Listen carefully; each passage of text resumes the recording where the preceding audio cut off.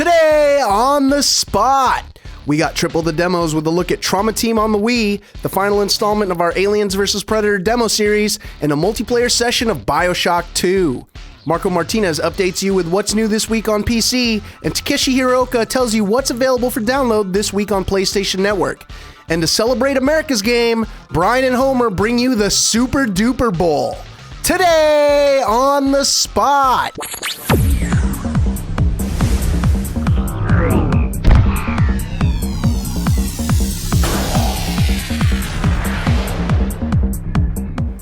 Hello and welcome to Today on the Spot for Saturday, February 6th. Now, I'm your host, Sean McInnes.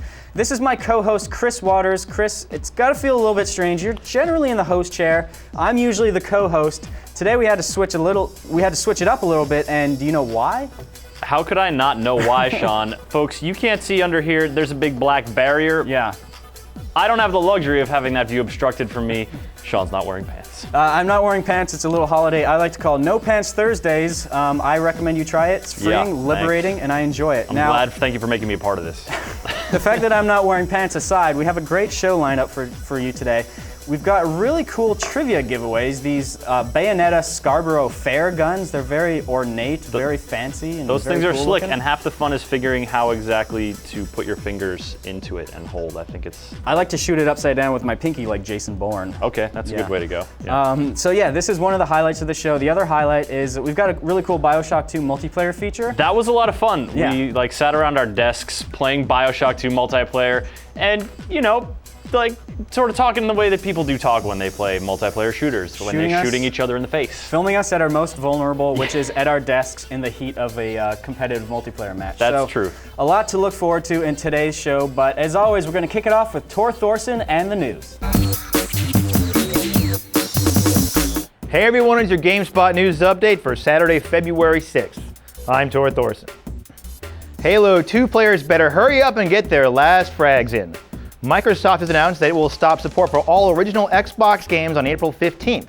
That means all original Xbox games, including disc-based games, Xbox Originals and the Xbox 360, and games optimized for the Xbox 360, such as Halo 2, will lose their online modes on that date.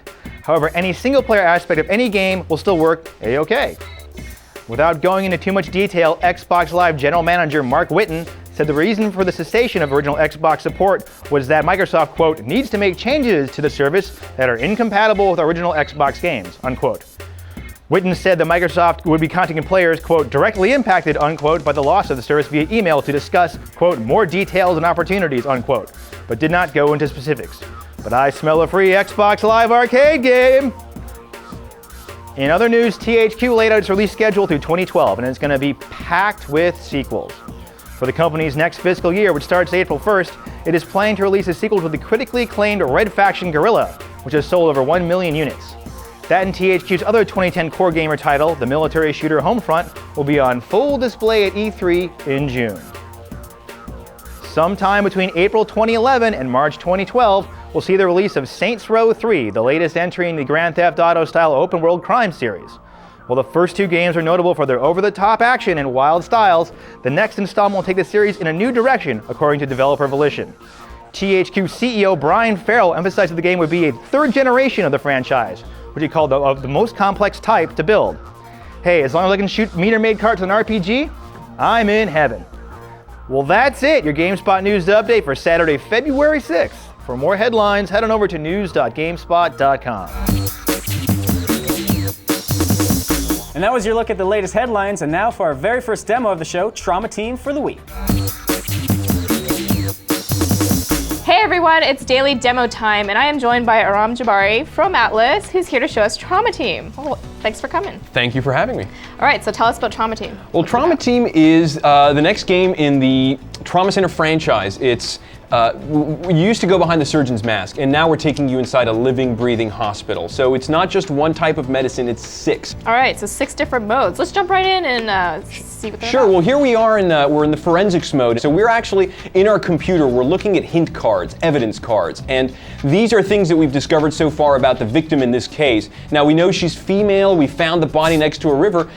Strange discoloration. Here's our buddy, the little guy, and we're going to actually drop the evidence onto little guy's face. He's going to analyze it for us. Sometimes you'll get an immediate match. Sometimes you won't be able to find anything for us until a little while. And, forensics is very much a point-and-click adventure. I'd like to liken it to a recent example would be maybe something like Phoenix Wright people are comfortable with, but it's very story-driven and yet it retains the feeling of Trauma Center.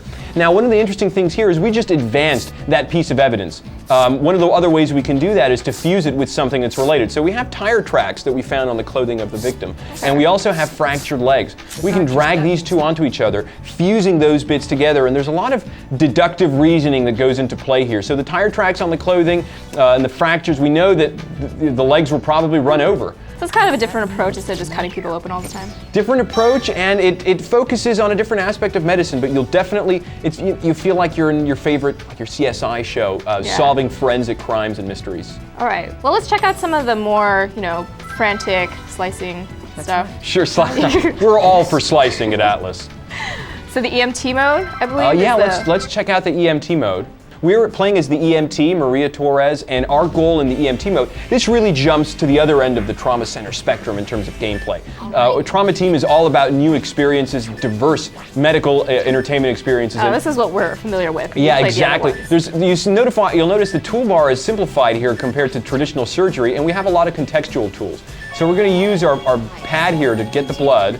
And looks like the gauze is all soaked up. We use another one. We soak that blood up. Now let's move to the abdomen. You'll notice at the top of the screen we have two different patients that we're working on at once. Now Maria is the first responder, so she races to the scene of the accident. And I'm actually going to go into skip mode here, which is something you can do after you finish a mission once, and you're able to jump through all of the tutorial text and get really quickly to what you need to do. So we'll quickly tape up these burns. It seems like we need to stabilize the patient here to progress. We'll go ahead and do that. And can you play with another player? Yes, now 4 out of 6 of the modes are cooperative. Let's go ahead and jump to the other player actually.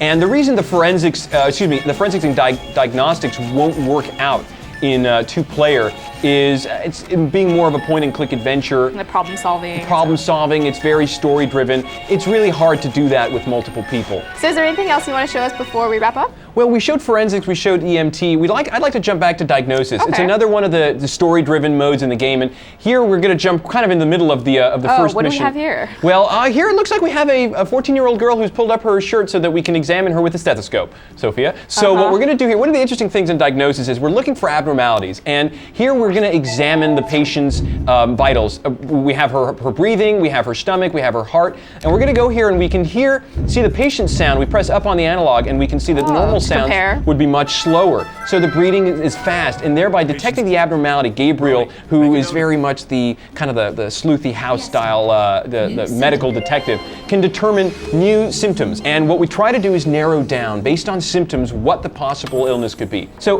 diagnosis, just like a lot of the other new modes in Trauma Team, isn't based on a timer like surgery was in the original Trauma Center games.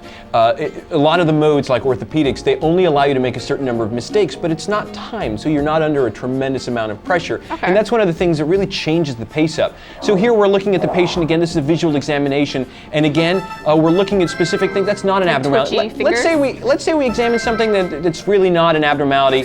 We're going to get penalized there. We'll lose an entire heart. So you can only make so many mistakes. And here my hand is twitching just like hers, but we can get, her fingers are pristine, but there's something wrong there. They're twitching, not a good sign, another symptom. Again, we'll take all this back to our computer. We'll compare some CT and MRI scans, and ultimately maybe we can narrow down what her ailment is. Cool, so it seems like there's a lot more variety this time around. A lot more variety, absolutely. All right, so when is this game coming out and on what system? Trauma Team comes out for the Wii on April 20th of this year, 2010. No, thank you so much for coming by. Thank you for having us. Oh, no problem.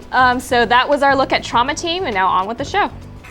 And now it's time for This Week on PlayStation Network. Chris, are there any new premium themes or home spaces you're really looking forward to?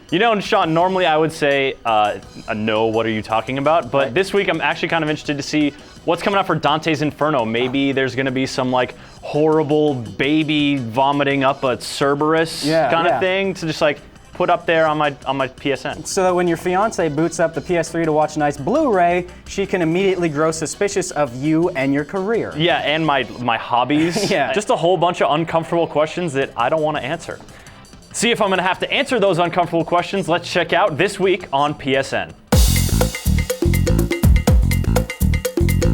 And now it's time for This Week on PlayStation Network, your weekly update of what's new at the PlayStation Store. Everybody's favorite retro genre, retrofitted with guitar controllers in the new downloadable game for PS3 this week, Fret Nice. The game is designed to be played with a guitar peripheral, whether Guitar Hero or Rock Band, as your primary means of running, jumping, and attacking enemies. Fret Nice is available now for $14.99, as well as a new demo this week. On PSP, strap on your jumpsuit and get ready for some high-speed, highly addictive, explosive aerial arcade action with Afterburner Black Falcon for $15.99. Also on the PSP, Armored Core Silent Line for $14.99. Players can build their own mechas with over 450 mecha parts to choose from, and new features such as the ad hoc function enhance your gaming experience. This week sees a handful of demos at PSN to give you a taste for what's available on the PlayStation 3. The multiplayer demo for Battlefield Bad Company 2 is new this week. Experience all-out online warfare in the Port Valdez map. Demo ends February 25th, 2010. Alien vs. Predator also spawns a demo this week, featuring 3 breeds of warrior, 3 brutal campaigns, 1 relentless battleground. Players will be able to battle it out in Deathwatch mode on the Refinery map. Dynasty Warriors Strike Force also sees a demo this week on PSN. Choose and command up to 3 AI-controlled officers to fight by your side in single-player mode, or team up with friends online to infiltrate heavily armed strongholds, or team up with friends online to infiltrate heavily armed enemy strongholds, clash with 1,000-man armies, or to slay dragons and other massive beasts. And finally, a demo for the top-down multiplayer battle game, Tank Battles, is new this week. Take control of your World War II tank and challenge friends and online opponents in crazy over-the-top tank battles. And on the DLC front, White Knight Chronicles International Edition releases a makeover ticket for $4.99, which allow you to change your character's appearance without having to start the game over. Dragon Ball Raging Blast's got another free character pack for you. The Revived Warriors pack includes Majin Buu, Kid Buu, Broly, Super Gogeta, and Super Saiyan 3 Broly. Last but not least, MX vs. ATV Reflex has another batch of tracks for you in the Track Pack 2 DLC for $4.99. This pack features 2 freestyles taking place in an abandoned factory in the Heartland and a new inner-city supercross. Also included are some fresh No Fear gear to pimp out your rider. That's all the time we have this week. For a full list of items, please check out GameSpot.com and PlayStation.com for what's new this week on the PlayStation Network. And that's what's coming out this week on PlayStation Network. Now it's time for our 3rd and final Aliens vs. Predator demo. Hint, this is the only species to have ever starred in a movie with Danny Glover. Let's take it away. Hey everybody, it's Ricardo and I am here with Tim Jones from Rebellion, and once again we are looking at Aliens vs. Predator for the PS3, PC, and Xbox 360. Today we are actually checking out the Predator campaign. So Tim, take us through what's going on. This planet that the game takes place on is where there's been a human colony set up, but it's actually an ancient sacred hunting ground for the predators that even the predators have forgotten about. So when the humans start breaking into your ancient sacred site, it sets off a distress signal which alerts the predators to come to the planet and find out what's going on and to hunt down all those people that shouldn't be there. Now, when we were talking about the Marines, you mentioned that they have this huge arsenal, and it's basically stuff that they pick up along the way. Mm-hmm. Predators have, how big an arsenal in comparison, and do you have it all, or do you find stuff as you go? As a Predator, you start with your wrist blades naturally, and your cloaking, and your heat vision mode, and your shoulder cannon. So you're pretty tooled up from the outset, but you acquire more of the more exotic weaponry as you work your way through the campaign, some of which you'll find on the bodies of your fallen comrades, others at certain sort of particular mission objectives where they're revealed to you.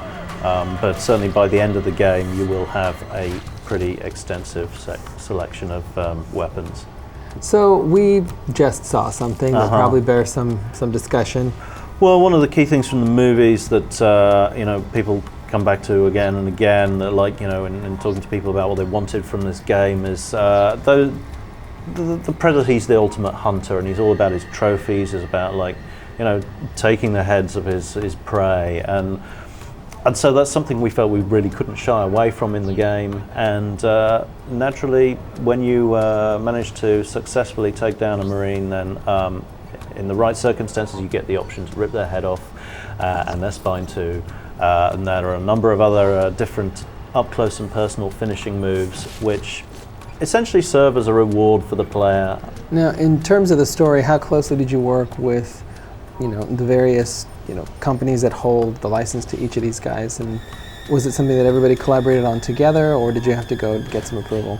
Yeah, so in working with a license that's so high profile and so well loved as Aliens vs. Predator, we've naturally been working closely with Fox on all the details of the story and what we're doing with the characters, and they've been very, very supportive of what we've done. I think they very much they feel that the license is in safe hands with us. We love it as much, if not more than they do. We like to think anyway, and they provided us with so many assets along the way.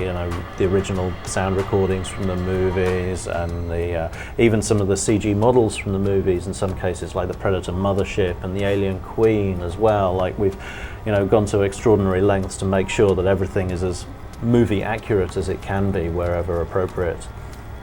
All right, so this is one of 3 single-player campaigns in the game, but that's not all there is in the game, even though that's a lot. So talk to us about all the other things that we're going to be checking out in Aliens vs. Predator when we get the disc in our hands.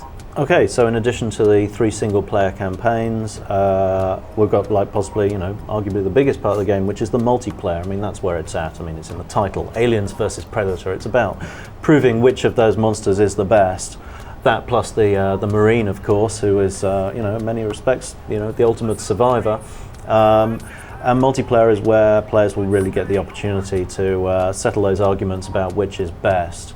And we've got a whole slew of, like, really exciting game modes in multiplayer, like Alien Infestation, Predator Hunt, Domination, various versions of Team Deathmatch.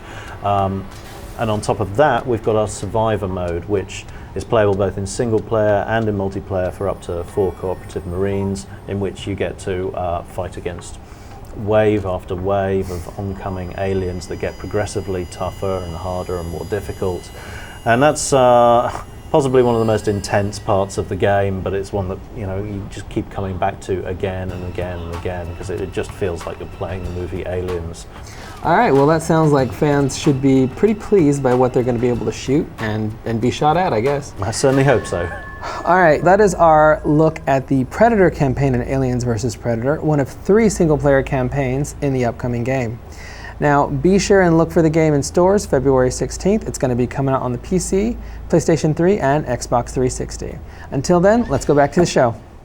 And now for all you keyboard and mouse types out there, it's This Week on PC with Marco Martinez. This week on PC, we have indie games A Reckless Disregard for Gravity, IGF Student Showcase winner Spectre, and your patches of the week. A Reckless Disregard for Gravity is an indie game where your main objective is to base jump off of tall buildings and collect as many points as you can before reaching the bottom. Your points vary from hugging a wall, which is getting as close to the building as possible, crashing through point squares, and giving a what's up or a finger to your fans. The demo includes a tutorial and multiple levels to choose from with the option to buy the full game. You can download this demo at the GameSpot downloads page. Next, we take a look at Spectre, another IGF Student Showcase winner. The game brings you into the memories of Spectre, a man in his 70s recalling the good and bad moments in his life. It's your task to make your way through 9 memories filled with light and dark puzzles, which range from flying through the air or piecing together a 3D puzzle. The order you choose the memories will affect the ending, which has multiple outcomes every time you play. You can download this indie game at the GameSpot downloads page. Finally, we have your patches of the week. World of Warcraft has released their latest patch, updating the game to version 3.3.2. The patch opens up the latest Bastion of Icecrown Citadel and includes numerous changes. Borderlands has released their latest patch, updating the game to version 1.21. The patch improves multiplayer connectivity, improvements on the 3D crosshairs, and more. Please read the README files for all of the patches. You can download these patches at the GameSpot downloads page. I'm Marco Martinez, and that's it for This Week on PC.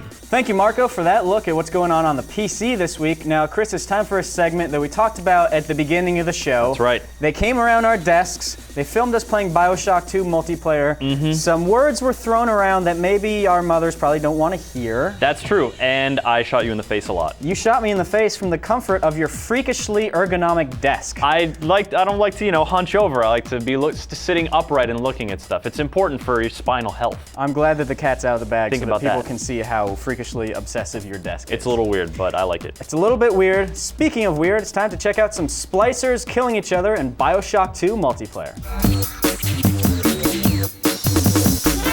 You're really swell, I have to admit you deserve expressions that really fit you. And so I've racked my brain hoping to explain all the things that you do to me. By mere Mr. Shane, please. Hey everyone, the moment has finally arrived. We're taking a look at the multiplayer in Bioshock 2. I'm Brian, this is Sean. Sean, you're in the pits right now. I am in the pits right now. I'm doing a little Bioshock 2 multiplayer. So the whole gist of this is that it takes place before Bioshock 1. It sort of tells the story of the civil war between the splicers. It's Team Ryan versus Team Atlas. Okay. This game, it's got all the combat from Bioshock in it. So you've got guns, you've got plasmids, and you can see right now I can shoot my incinerate plasmids. These guys are on my team, so I'm not going to kill them. I'm not going to be a jerk. Yet. Not yet. I'll right. save that for the end when I just totally surprise them. So yeah, it maintains the combat elements of Bioshock, but what it does is it adds some long-term persistence to it. Okay. So it's what you can do is you gain experience and you use that towards unlocking new plasmids, you unlock new tonics, and you can sort of like enhance your character. The other cool, I just got killed. You got booby trapped. Yeah, so what you can do is you can lay booby traps on the item vending machines. Yeah. You can also hack turrets and use them in your favor. The mode that we're playing right now, this is Team Atom Grab, and basically the way it works is that you're trying to find the little sister, and the team that holds on to the little sister for 5 minutes. Oh, sorry, Lark, you just died. And what I'm going to do right now is I'm researching his dead body. What does so that do for you? I gain a attack bonus against that specific player for the duration of the match. So the next time you run it, for the entire match? For the entire match, yeah. Okay. And so it's sort of like a risk-reward type thing. For those like 4 or 5 seconds you're researching the dead body, you're totally exposed. You can't avoid gunfire or anything like that. So Can you build that on top of each other, like research someone more than once and get an even bigger bonus? I think you can research them 2 times. Okay. Is what I believe, but I'm not entirely certain. So if you start owning somebody, you can really own them. You can really own them. All right, so we got a Big Daddy here. That's something you sort of earn as you go, right? Yeah, the Big Daddy. There can be one Big Daddy during the match, and the suit. Sometimes it'll come at random. Sometimes there's a bit more logic to it. But yeah, that dude is basically the king of the hill for a short period of time. Don't tell Ricardo, but I just killed him. I shouldn't brag about killing my boss on the show. Well, we are special circumstances. Yeah. So, and as you were pointing out earlier, as you go through this game, you earn different plasmids and things Exactly. like that. Yep. And you can sort of save them as loadouts in between games, right? Yeah, and you unlock the ability to gain new loadout slots, and so you can have different types of characters to match the different game types. You can actually choose different characters with varying backgrounds. So I'm playing right now as a dude who's basically a bourbon tycoon. So he came into the situation very rich, made his money off of bourbon. There's other players you can play as. There's one who's a housewife, one who's a football player who got addicted to plasmids to gain that sort of like extra edge. There's a mechanic. So they all have their own sort of backstories. You can accessorize them with different masks. You can see Tom is wearing like a creepy demon goat mask right now. Yep. And you can choose different melee weapons. I went with a golf club. You can see. Always a good weapon. Always a good weapon. See this. I hope this is. So how can you tell if it's booby trapped or not? Or you just a guessing? I don't know. I went. There's a lot of sort of like risk reward elements to this. So I couldn't tell if it was booby trapped or not. But I wanted to booby trap it for myself. And I went up, turns out it was booby-trapped, and I died. All right, so we're playing Atom Grab, but there's a couple of different other modes, right? Yeah, there's one where it's sort of like a capture the flag variant where you go after the little sister and you try to bring her back. There's free-for-all modes that are similar to deathmatch, and there's a number of them. And I believe that the maximum The number of players will vary depending on the mode, but I believe the maximum is 10 players. 10 players. Yeah. Well, it's pretty cool because all the GameSpot editors are playing this game right now. Everyone you see on screen is pretty much a GameSpot editor, so Yeah. it's nice to be able to shoot those guys in the face. It is nice. Vent a little bit, sort of like wreak havoc on the people who I have to work with on a daily basis. And it's weird. It's I don't know. It's weird to see Bioshock being played at this speed because it's usually such a plodding, not plodding, but a slower pace. Yeah, it's generally all about sort of like soaking up the atmosphere of Rapture. And did I kill Lark? A little melee? Sorry, Lark. On that. Yeah, it's definitely a change of pace. It's a lot more frantic, a lot more high speed, but it definitely maintains that the core combat, the core gunplay, and the core aesthetic. Bioshock. All right, Sean, thank you so much. My There's pleasure. your look at Bioshock 2's multiplayer. The game's coming out next Tuesday. Now back to the rest of the show. All right, everybody. Now, as you know, the Super Bowl is tomorrow, and a lot of people like to say that the Super Bowl just really comes down to the two quarterbacks on each team. So as a way of finding out if that's really the case, we made two teams with only Drew Brees and only Peyton Manning, and we like to call it the Super Duper Bowl. Let's have a look. Hey everyone, Brian Eckberg and Homer Ibarra here. Homer, the big game this Sunday. That's right, man. Saints and Colts. That's that. All the marbles this Sunday. And Homer, for the last 2 weeks, all the sports guys have been breaking down this game. All the players, all the team matchups, whatever they can do. But you and I, we have a slightly different angle on how we think this game can Absolutely. I mean, the big key matchup obviously is Peyton Manning versus Drew Brees. But as we well know, the quarterbacks don't necessarily face each other in the field of play. But we've remedied that, didn't we? That's right. We remedied that by putting Drew Brees and Peyton Manning all over the field in our version of the Super Duper Bowl. Check it out.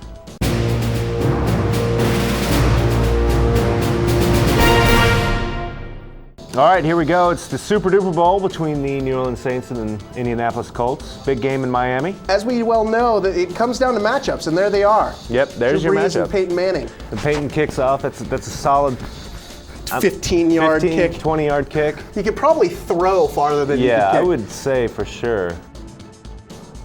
Now the Saints start with the first possession of the game. Drew Brees drops back, sees Brees in the open, and sheds Peyton Manning like he's a bad fur coat. sheds both Peyton Mannings. Brees, not much of a field goal kicker though. No. Missed that kick by a good 10 yards. Yes. And that's an extra point. Now Brees with a kickoff, a short pooch kick. Yeah. Although I don't think he meant to pooch kick. No, he was definitely full power there. Colts have a second chance, and they blow it. And speaking of no execution, Drew what Brees. is going on with Drew Brees? He's got I could run through that hole. And on fourth down, they decide to kick it. Not Now- exactly a smart play. No, not at all. Well, there you go. First quarter, 92 yards total for the Saints, 0 for the Colts, or something like that. Look at that. Look at all the time All Peyton Manning's day got. long in the backfield. It's all that great protection by Peyton Manning. Look at that. He missed the ball. He drops it. You know why? Because it takes him 15 minutes to get down. The ref is outrunning Peyton Manning. Peyton Manning at middle linebacker, just scoping, just spying. Brees, Hands off to Brees. Stuffed in the middle. Manning, And, I think, got in on that play. No, actually he didn't. He wasn't anywhere. I think he late hit him. It's halftime stats. We got -1 yards rushing for the Saints. Because Brees just fell down. All right, second half, action. Nice little pass over the middle, Manning to Manning. Brees slotting in there right in the middle. Yeah, just moving all the way over. For some reason, he must have known that play was going to happen. Yes. They like this screen pass. Manning likes to throw to Peyton Manning out of the back. Well, he's his favorite receiver. They're going for a field goal. I don't know why. Didn't make it. Didn't make Shocking. it. Oh, wait a minute. Brees hit hard there. Is he hurt? I think he's hurt. Oh no, he's going to be evaluated by team doctors. Does that mean Mark Brunell's coming in? I think so. The backup, but luckily they have another set of Drew Brees Everywhere. at wide receiver Yeah, they and got a him tight everywhere. end. So Actually, he's back in the game. Good for him. It's a Super Duper Bowl. Show some grit. And hey, touchdown. Brees to Brees for a touchdown. 12-0 game. But now here's a big key play in in the fourth quarter. Manning goes deep. Look at that showboating. Look at that. I didn't know Manning had it in him. So Peyton here has the opportunity to capitalize and take the lead, winning the first annual GameSpot Super Duper Bowl. And it's picked It's not off. going to happen. Not So gonna it's not happen. Peyton Manning at wide receiver or halfback that let him down. Or even linebacker. Or even linebacker. It was Peyton Manning, the quarterback, that let him down. Underthrows him. Well, there you go. There's your look. There's the game. The first annual GameSpot Super Duper Bowl. Absolutely. And the score was what? I don't really know. Does it matter? I don't think it does at all. It's simulated football. Who cares? Yes, with Drew Brees and Peyton Manning's all over the place. Anyway, that's our look at the Super Duper Bowl. Hope you guys enjoyed it. And please enjoy the real game on Sunday. It's time for trivia, folks, and we are giving away some Bayonetta guns. The very same ones that we talked about at the top of the show. These are Bayonetta's Scarborough Fair guns. They're really cool, but you can only buy them in Australia, which naturally means that Randolph Ramsey has a closet full of these, waiting the day that the Mole Men people finally come and stage an assault on his life. I mean, how many pamphlets does a dude need to send you about the Mole Men apocalypse before No less you get than the point? 40, apparently. Yeah, seriously. Thanks, Randolph. You want to prepare for your own version of the apocalypse with one of these replica guns? Answer the following question and you might win one. What are the names of Gene's guns in Bayonetta? Think you know the answer? Use the answer trivia module on the side of the page or send us an email to onthespot@gamespot.com. That's right, Chris, and the really cool thing about these guns is that they don't only work in the Mole Men apocalypse, they also work in the zombie apocalypse and the hobo apocalypse. So there's definitely a lot to like about these things. And if they don't work, give us a call after the apocalypse and we'll give you your money back. Exactly, all the $0 that you paid for these things. The other cool thing is that today's not the only episode we're giving these away. We've got a whole bunch more to give away next week, so make sure to check out Today on the Spot next week for a chance to win even more of these things. And speaking of trivia giveaways, our friends at Xseed came by earlier today and dropped off what's pretty much their entire catalog. A whole bunch more games. We've got Half Minute Hero, we've got Little King Story, we've got Wizard of Oz. A lot of games for you guys to win next week. So make sure to stick around and check out even more Today on the Spot. And Chris, that pretty much does it for today's episode. That'll do it. And I'm looking forward to that bountiful trivia giveaway next week. We got a lot. That's good. Bucket o' cornucopia o' trivia. That's a lot of O's. That is a lot of O's. That's all right. It's working. That's it's just working how for I you. roll. Hey, thanks for sitting in the co-host chair today. My pleasure. It got me the opportunity to show off my sweet ankle gun, Bayonetta style. Scarborough Fair. And thank you guys for watching the show today. And for everybody at Today on the Spot, I'm Sean McInnes. I'm Chris Waters. See you guys later and have a happy Super Bowl. Some trash talking happened. Naturally. Probably don't want to show this video to your mom. Right. Also, does your mom really like Bioshock 2? If she does, she's a cool lady. She's obsessed with it, actually. Oh, gosh. She loves Big Daddies. They also got to see your freakish... Yeah, she does. Tune in on Tuesday when we bring you demos of Lunar on the PSP, Ace Attorney Investigations' Miles Edgeworth on the DS, and new releases.